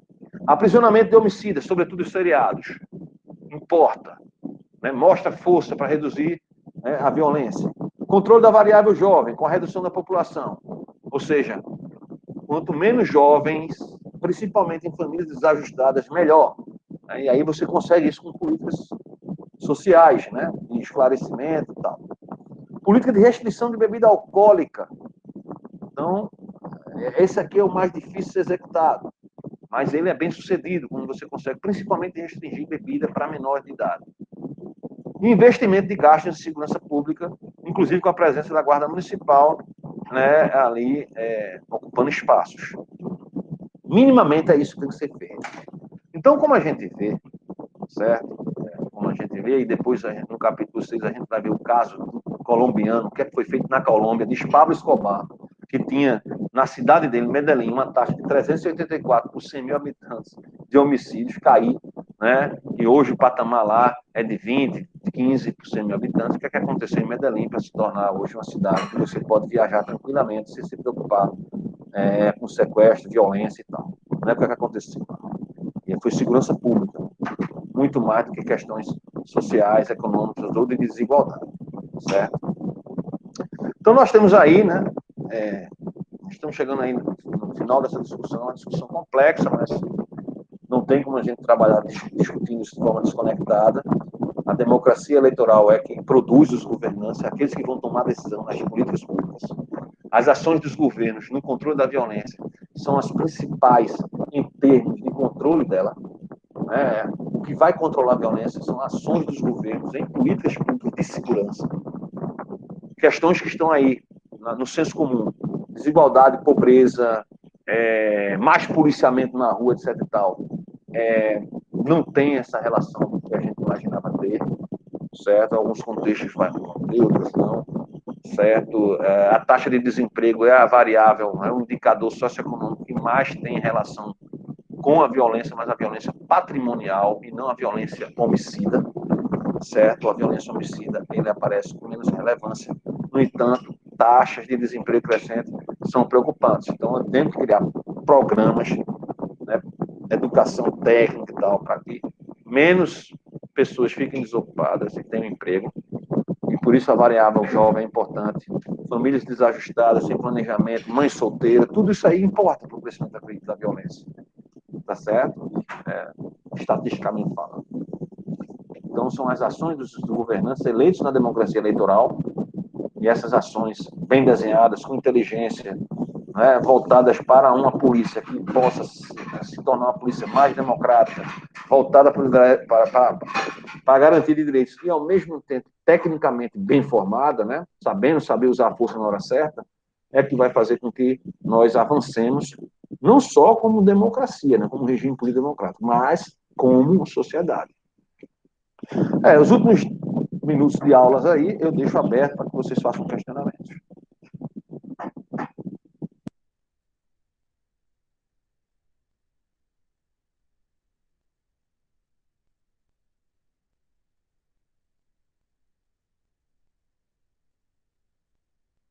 Na aula que vem, a gente encerra, né, os capítulos 6 e 7 e a conclusão, né, na próxima semana.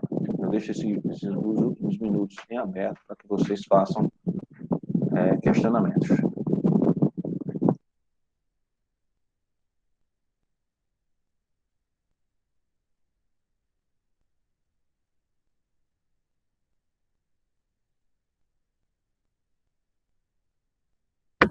Que assim, professor, esse assunto ele é mais técnico e tal, aí não tem tanto como questionar, né, algumas coisas. Tem sim, claro que tem. Certo? Quando você faz a leitura, essa leitura está disponível desde o começo da disciplina. Tem muita questão aí na cabeça. Sim. Certo? São muitas questões que eu falei aqui, são tecnicamente sofisticadas demais. Tem sim que ter questionamento. Certo? A gente precisa aprender a questionar. Não estou falando de questionamento crítico, não. Questionar para entender melhor as coisas. Não é, por exemplo, você está lendo um trecho do livro,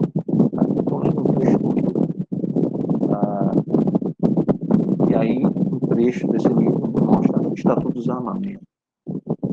Dezembro de 2003. O que é o Estatuto dos Armamentos? Em termos de política, é uma política pública. Esse termo, Estatuto dos Armamentos, ele existe formalmente falando? Não.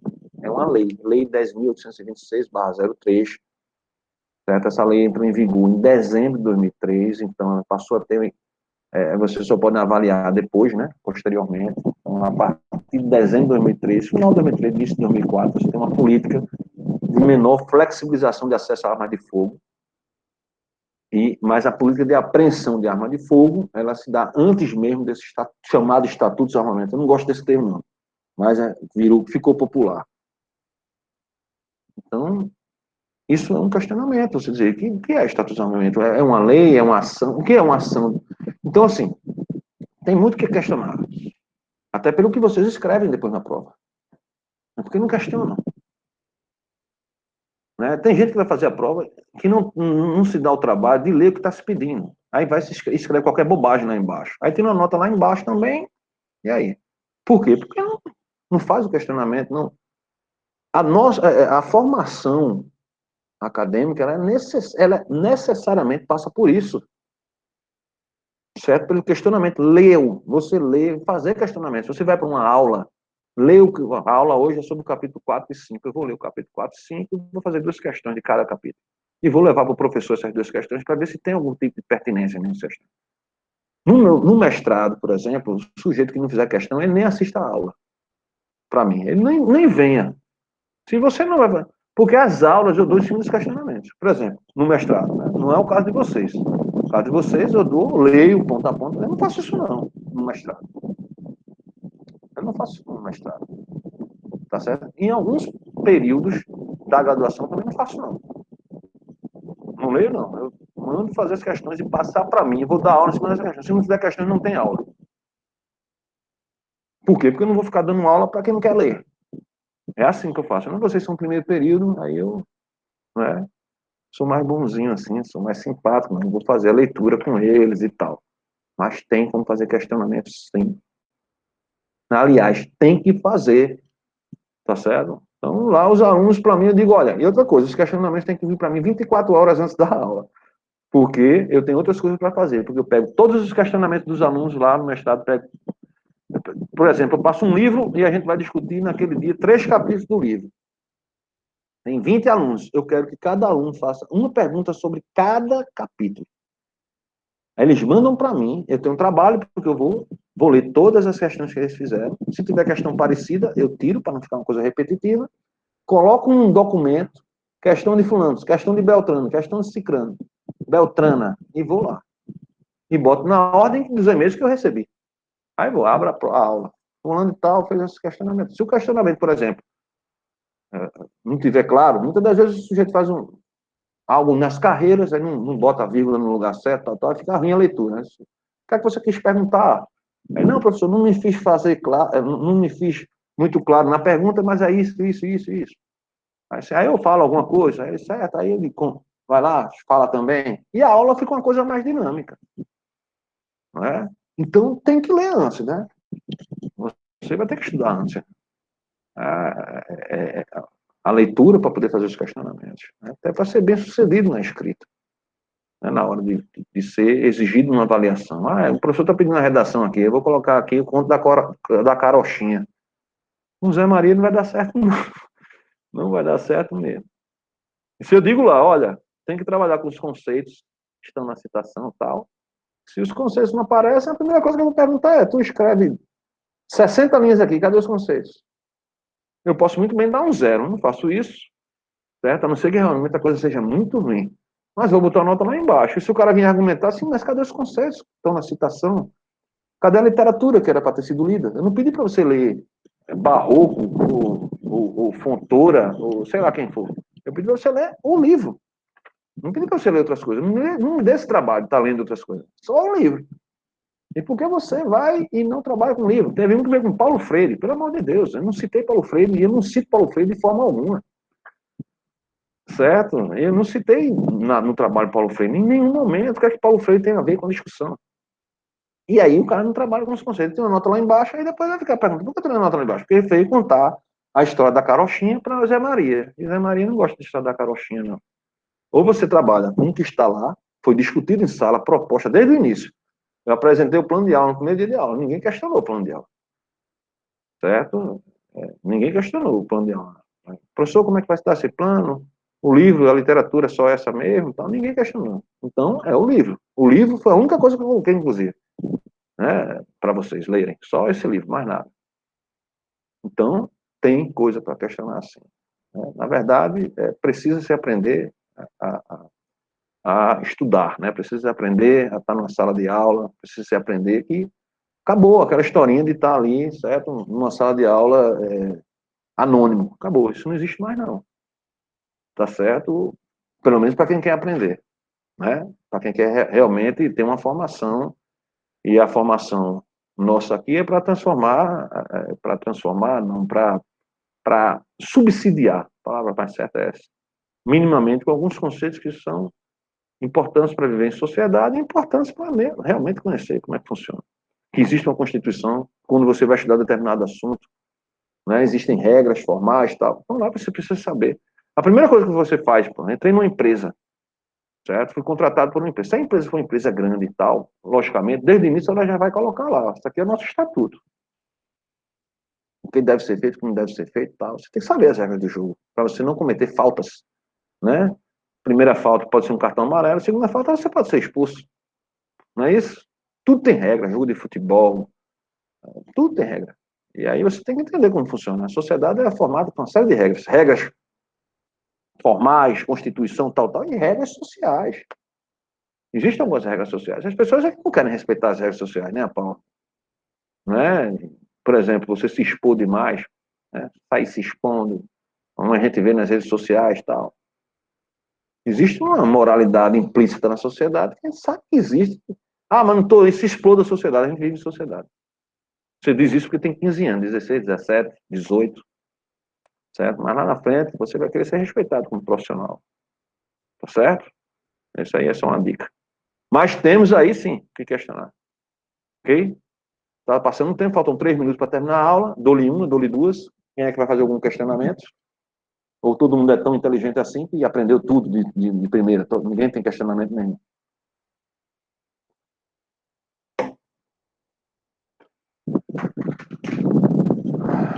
Bem, eu tenho que fazer, certo? Está disponível a aula, eu vou deixar de gravar agora, certo? Para a apresentação. Vou deixar aqui, vou interromper a gravação.